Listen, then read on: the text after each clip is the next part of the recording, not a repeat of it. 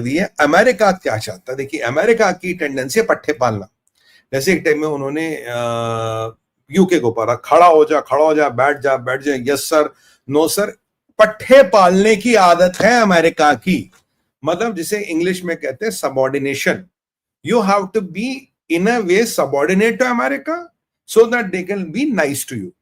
मुझे लगा ट्रंप शायद अलग है, इनमें ये भावना नहीं है, पर धीरे धीरे अब I am come to the conclusion, इसमें भी ये भावना, भाई देखो भारत एक सभ्यता है, सभ्यता किसी के आगे नहीं झुकती, धर्म किसी के आगे नहीं झुकता। मैं बार बार कहता हूं, भारत धर्म के आगे झुकता, डॉलर के आगे नहीं झुकता। ये हीरा मंडी नहीं है, नोट उठाओ और मुजरा होगा, वो पाकिस्तान में होता, वो मुनीर के उस पे होता, मुनीर की हीरा मंडी, वहां तो मुनीर भी नाचेगा, थोड़े ज्यादा पैसे उड़ाओ, डॉलर उड़ाओ, बड़ा बड़ा मुनीर का भी मुजरा हो सकता है। यहां ऐसा कुछ नहीं होगा, ये आपको बता दे।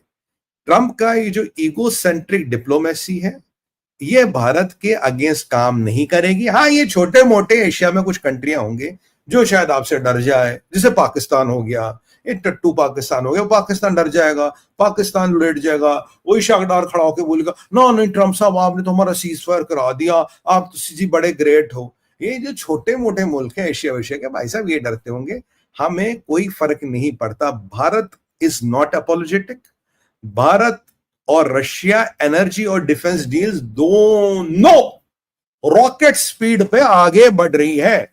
ये जरा अंग्रेजी में बोलना जरूरी है भाई, जरा माफ करिएगा।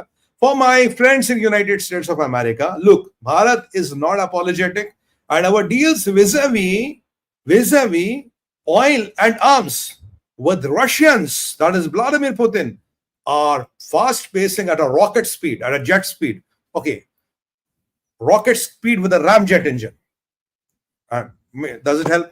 भाई मैंने कहा थोड़ा इनको टेक्निकल स्पेक बता दूं और इनकी भाषा में इनको समझाए, कहीं इनको हिंदी का अनुवाद ना आए, इनका इंटरप्रेटर इन्हें कुछ और बता दे। मैंने कहा अंग्रेजी में भी समझा देते हैं। तो ये भारत की भाई साहब अभी परिस्थिति है, ये कहानी है। हम इनसे अब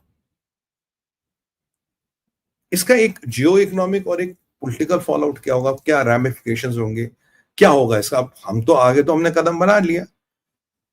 अब मुझे लगता है कि एक रुपी रूबल ट्रेड जो है उसमें हमारा थोड़ी दिक्कत है। क्या कि हमारे रशियंस के पास हमारे बहुत रुपया पड़ा है, they are still figuring out कि भाई हम क्या करें, क्योंकि हम रशिया को काफी माल बेचते, काफी माल नहीं बेचते। बट एक रुपी रूबल ट्रेड को बैलेंस करने की बातें होंगी, नए तरीके ढूंढे जाएंगे। मुझे लगता है कि यूपीआई रशिया में जा सकता है। आप जानते हैं कि 1 मिलियन भारतीय रशिया में आने वाले टाइम में जाओगे। रशिया इस साल तक करीब 71,000 वीजा दे चुका है। 71,000 वीजा, पहले कुछ हजार देता था, 71,000 इस साल में शायद रशिया दे चुका है। 1 मिलियन लोगों के वहां जाके काम करने की बातें हो रही। तो यूपीआई वगैरह भी, ये भी मुझे लगता है रशिया जाएगा। और देखिए, हमें भारत को ब्रिक्स की हो, भारत को जो एक ग्लोबल साउथ की, ब्रिक्स और ग्लोबल साउथ में भारत को अपना वर्चस्व, अपना ट्रेड, अपनी सप्लाई चेन्स को धीरे धीरे मूव करना पड़ेगा। ये कंट्री बहुत ज्यादा ना दे पाए आपको, बट धीरे धीरे आपको मूव करना पड़ेगा। क्योंकि मुझे लगता है कहीं ना कहीं जो ट्रंप का पागलपन चल रहा, जो ट्रंप के इकोनॉमी के आंकड़े आ रहे हैं, we have to start looking and planning for a world which is beyond dollar. वो अभी नहीं होने वाला, by the way, don't see dollarisation is happening, but मुझे लगता है दुनिया में वो एक थॉट आ गया, what will be the world after dollar. क्योंकि एक ना एक दिन तो आना ही था भाई, जो भी चीज पैदा हुई उसको मरना तो है।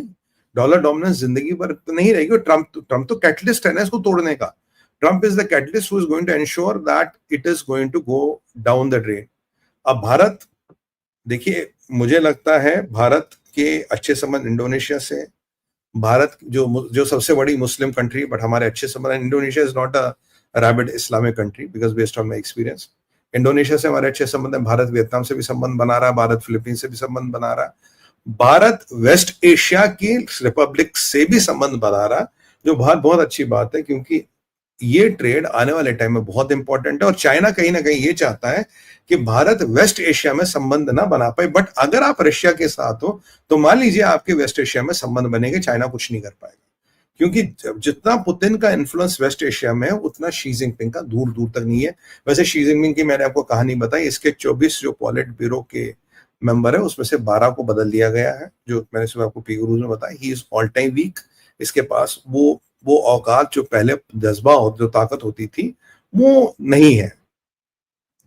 अच्छा, भारत अगर यहाँ आता है, रशिया अगर आता है, तो मैं मानता हूं कि इन क्षेत्रों में जहां जहां भारत और रशिया ज्वाइंटली जाएगा, यहाँ नेटो का भी दबदबा खत्म होगा, यहाँ नेटो की भी जो साख है वो खत्म होगी, क्योंकि अगर कोई पुतिन को बैलेंस करता है या कर सकता है या करता रहा है, वो केवल भारत है, वो केवल मोदी जी, ये सब जानते हैं। Modi ji is the only one who can balance Putin, इस चीज से कोई इनकार नहीं कर सकता और इस चीज को कोई मना भी नहीं कर सकता, क्योंकि पुतिन को केवल मोदी जी बैलेंस कर सकते। अगर रशिया के साथ भारत चलेगा, रशिया की इमेज सुधरेगी और भारत की ताकत बढ़ेगी। तो ये दोनों चीजें कहीं ना कहीं नेटो का जो वर्चस्व है क्षेत्र में, जो नेटो बनाना चाहता बहुत मुश्किल से, वो जाएगा।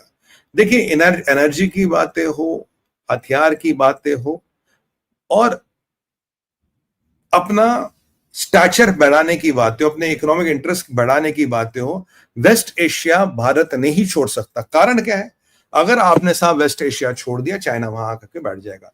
चाइना का शी जिनपिंग इस मौके में है कि नजर हटी, दुर्घटना घटी, भारत चूका, मैं जाके बैठूंगा, पर भारत अब चूकेगा नहीं।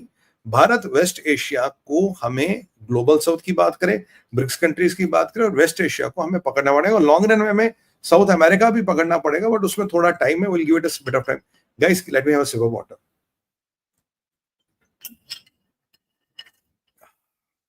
आई should have put my water in my cup, but ठीक है। अब ये तो हो गया भारत को करना क्या है। अगर हम बताएं, अब ये जो सारा चीज हो रहा है, और इसमें ये जो विजिट है, ये अमेरिका का इस पे क्या असर होगा? How will the world see America? भाई साहब, अमेरिका का नैरेटिव, अमेरिका का ताकत, अमेरिका की चीजों को, बड़ी कंट्रियों, मतलब भाई हम कोई सिंगापुर तो है नहीं ना, बड़ी कंट्रियों के मामलों में इंटरफेयर करके उनकी राजनीति को बदलने का जो ख्वाब अमेरिका देखता है, वो चीजें खत्म हो गई है। भारत यूएस के अलाइनमेंट में जो हो रहा था, एक क्रैक जरूर आ गया है। मैं ये नहीं कहूंगा खत्म हो गई, मैं कहूंगा एक क्रैक जरूर आ गया। अमेरिकन पे डिपेंड करता है, they have to bend backwards, look, they have to accommodate us. हमने बहुत शराफत के साथ आपने काम किया, और ये जो हमारे भारत के अभी कुछ ये लिबरांडू हैं, और जो भारत का ये जो लुटियंस मीडिया है, ये जो भारत के वापसी गैंग, मोमबत्ती गैंग, बुद्धिजीवी गैंग है, इनको ना अनअपोलोजेटिक भारतीय जो होता है ना, जैसे जयशंकर, जैसे अजीत डोभाल साहब, इनसे इनको बड़ी नफरत है। मैं भी एक हूं, मेरे से भी नफरत खाते हैं बहुत लोग। एनीबडी, मैं ये नहीं कहता मैं उनके लीग का हूं भाई, मैं तो इतना सा आदमी तो बहुत बड़े व्यक्ति है, बट एनीबडी, आप, मैं, कोई भी जो अनअपोलोजेटिक सनातनी हिंदू भारतीय है, उससे ये लोग खार खाते हैं।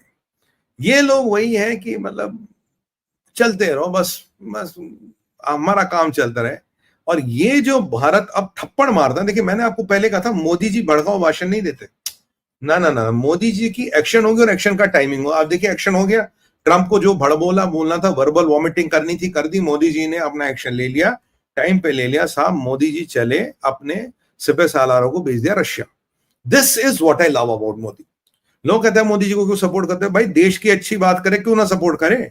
ऐसा प्रधानमंत्री था कहीं? हाँ, हम सपोर्ट करते हैं मोदी जी को, खुल के करते, क्यों ना करें? करना भी चाहिए। He is the best, he is the best.